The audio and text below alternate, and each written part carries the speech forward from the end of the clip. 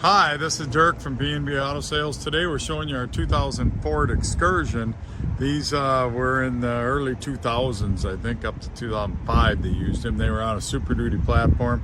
Nice heavy duty, big SUVs. You can see this one's got a few chips and scratches. I bought it from a fire department down in Kansas. It is a V10.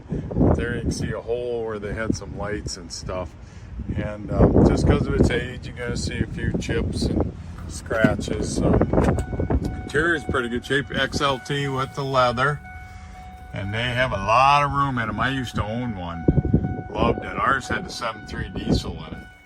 135 644, so low mileage.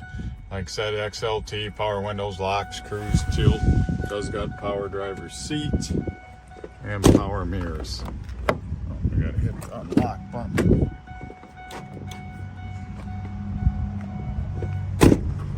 But nice and clean as far as rust and everything. No issues being from Kansas. Nice dry area. The back seat's got a few issues there. You can see a few holes poked in it, but and a little bit of wear. So wherever it was stored, it was some stuff got sat on it and stuff. Like I said, no rust here or anything. There's the holes on both sides right there. And they had the barn doors and the top like that. Lots of room. Like I said, they're on a 3/4 ton chassis, so they good for pulling a camper, throw the family in them. So yeah, and some of the diesel ones still bring really big money. There you can see a little dent along there on that door. There's some chip or scratch that have been touched up.